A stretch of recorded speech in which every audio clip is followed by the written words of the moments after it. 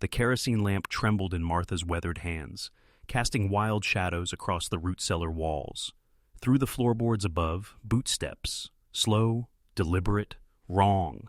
These weren't her husband's boots. Thomas had been dead 3 days now, buried out back beneath the cottonwood where he'd carved their initials 20 years past. "Stay low," the stranger whispered again, his voice barely breath. "They're watching."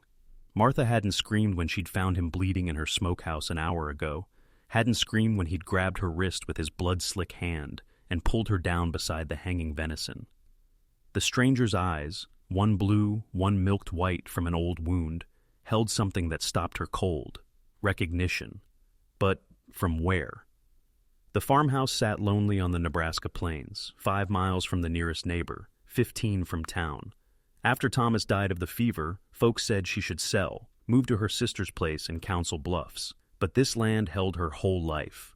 2 stillborn babies in the family plot, 19 harvests, 1,000 sunsets, watched from the porch Thomas built with his own hands. The stranger pressed deeper into the corner, his breathing ragged. Blood seeped through the makeshift bandage she'd torn from her apron. He couldn't be more than 25, with dark hair that fell past his collar and hands that knew work, the kind of hands Thomas had. "Who's watching?" Martha finally asked, though her gut already knew. Only one kind of trouble brought bleeding men to hidden corners. Railroad agents, Pinkertons maybe. He shifted, winced. They think I killed a man in Omaha. James Harlan. Martha's blood turned to ice water. James Harlan, the railroad baron who'd been trying to buy out every farm from here to the Missouri River. The same James Harlan who had offered her a pittance for her land just last month, standing on our porch with his pearl-handled pistol showing, saying how dangerous it was for a widow to live alone. "Did you?" she asked. The stranger's good eye met hers. Would it matter if I said no? Above them, the footsteps stopped directly overhead. Martha counted 3 sets of boots, maybe 4. The lamp flame danced with her shaking, throwing their shadows tall and monstrous against the earthen walls. Through the cracks between floorboards, cigar smoke drifted down like ghostly fingers. "Check the barn again," a voice commanded. "She's hiding something." Martha knew that voice. Sheriff Coleman, who'd tipped his hat at Thomas's funeral while eyeing her 40 acres like a hungry wolf. The same sheriff who'd suggested, real gentle-like, that she might be happier selling to Mr. Harlan's associates, safe from all the troubles that could befall a woman alone. The stranger tried to stand, but his legs buckled. Fresh blood bloomed through the bandage. "I need to go. They'll burn you out if they find me." "Sit still," Martha hissed. She thought of Thomas, how he'd hidden runaway slaves in this very cellar 30 years back, before the war. How he'd said a person's conscience was the only law worth following. But Thomas was gone, and she was alone, and those men upstairs had guns and badges and the whole weight of progress behind them. "Mrs. Hayworth," Coleman called down through the floor. "We know you're down there. Come on up, nice and peaceful. Just want to ask some questions about any strangers you might have seen."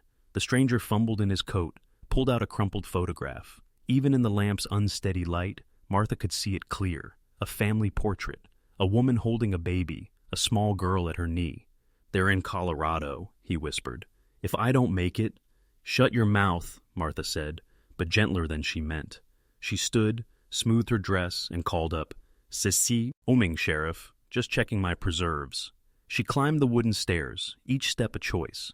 At the top, she pushed open the cellar door to find Coleman and 3 railroad agents in her kitchen. They'd helped themselves to her coffee, tracked mud across her clean floors.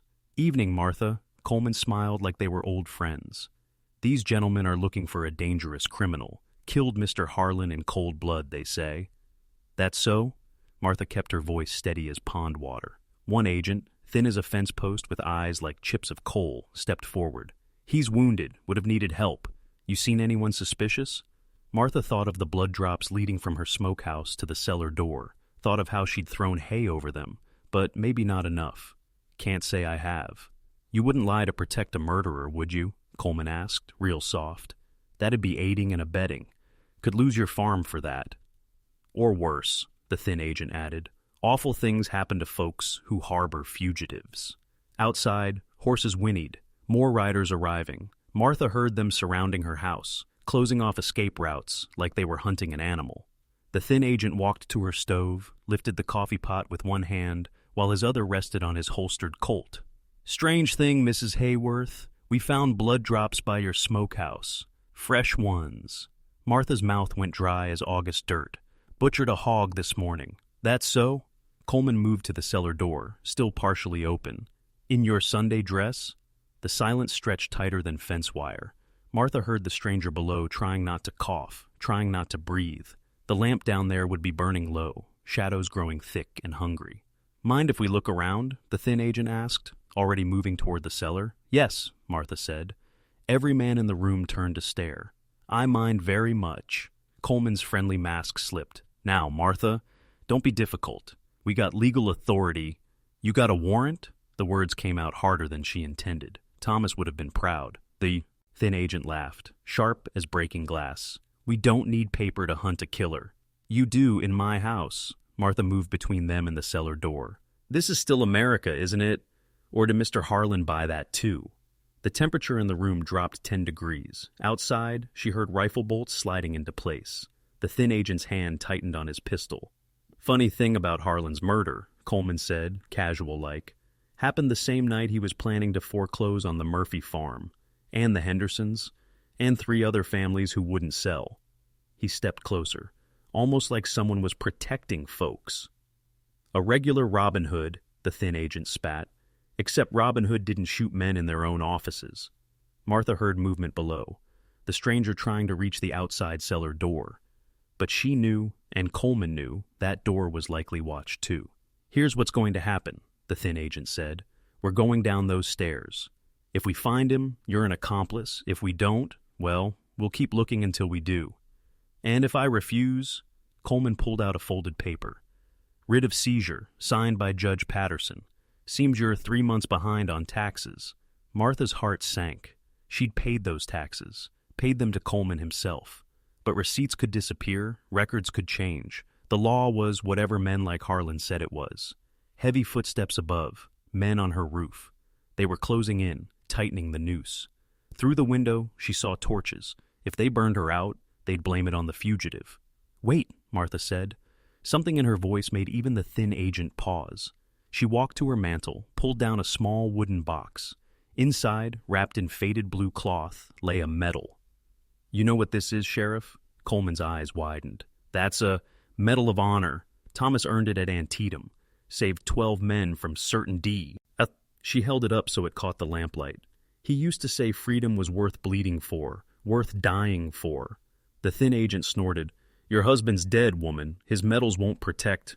My husband saved Coleman's father at that battle. Martha looked straight at the sheriff. Pulled him from under a dead horse while Confederate shells fell like rain. Your daddy ever tell you that story, Sheriff? How a farm boy from Nebraska gave him water from his own canteen, carried him 2 miles to the medical tent? Coleman's jaw worked, like he was chewing something bitter. Martha continued, her voice stronger now. Thomas could have stayed safe, could have let your father die, but he didn't, because some things matter more than being safe. She heard the stranger below, heard him dragging himself toward the outer door. Let him go, she prayed. Let him reach his family. That's a touching story, the thin agent said, but it doesn't change. A crash from outside. Horses screaming. Someone shouted, Fire! The barn's on fire! Every man rushed to the windows. Martha's barn blazed against the night sky, flames already leaping to the hay store. But she hadn't. Through the smoke and chaos, she glimpsed a figure running from the barn toward the house. Not the stranger, someone else. Someone who'd set the fire as distraction. It's him! The thin agent shouted. He's making a break! The men poured outside, Coleman hesitating just long enough to look back at Martha. Something passed between them. Understanding, maybe, or warning. Alone now, Martha rushed to the cellar. The stranger was gone, the outer door swinging open. But on the floor where he had been, that photograph. She picked it up, turned it over. Written on the back in pencil, for Thomas Hayworth's widow. He saved my father too. William Murphy. Murphy, the first family Harlan had tried to foreclose on. The stranger wasn't some outlaw. He was protecting people, just like Thomas once had. Martha grabbed the lamp and climbed outside through the cellar door. Her barn roared with flame, but the wind was carrying it away from the house. Whoever set it knew what they were doing. In the chaos, she saw the railroad agents mounting horses, chasing shadows across the prairie. Coleman stood apart, watching her barn burn with an unreadable expression. She walked to him, the Medal of Honor still in her hand. "He's gone, isn't he?" "Who?" Coleman asked. "I didn't see anyone." They stood together, watching the fire. Finally, Coleman said, "Judge Patterson will review those tax records tomorrow. Might find there was an error. Might find you're all paid up after all." Martha nodded. "And the man who killed Harlan?" "Well, now that's interesting." Coleman pulled out a telegram. "Got word an hour ago. Seems Harlan isn't dead, just wounded. Claims he didn't get a good look at who shot him. Funny thing, memory." The thin agent returned, his horse lathered with sweat. "Lost him in the canyons, but we'll keep looking." "You do that," Coleman said. "Though I hear there's been trouble up in Wyoming. Railroad camp's getting hit. Might want to head that way." The agent stared at Coleman, then at Martha. "This isn't over." "No," Martha agreed. "It isn't." By dawn, the barn was ash and memory. The railroad agents were gone, chasing ghosts toward Wyoming. Coleman helped her board up the broken windows, didn't ask about the fresh bandages missing from her kitchen or the food gone from her pantry. 3 days later, a package arrived from Colorado. No return address, but inside was enough money to rebuild her barn and pay her taxes for the next 5 years. And a note. For the woman who stayed low when they were watching. Martha kept farming that land for 30 more years. The railroad never did come through that particular valley. Seemed the investors lost interest after Harlan's shooting. The Murphy farm still stands, as do the Hendersons and the others. Years later, Martha's grandniece would fin through to that photograph tucked in the family Bible, alongside the Medal of Honor. She'd ask about the young man in the picture, the one with different colored eyes. "That was a friend of your great-uncle Thomas," Martha would say, looking out at the prairie where the old barn used to stand. "He reminded us that sometimes the law and what's right aren't the same thing. Sometimes you have to choose." The lamp Martha held that night sits on a shelf in the Nebraska Historical Society now. If you look close at its base, you can still see the fingerprints, a widow's trembling hands that chose to hold steady when it mattered most. Stories like this aren't just told, they're felt. If you felt it too, subscribe and stay with us.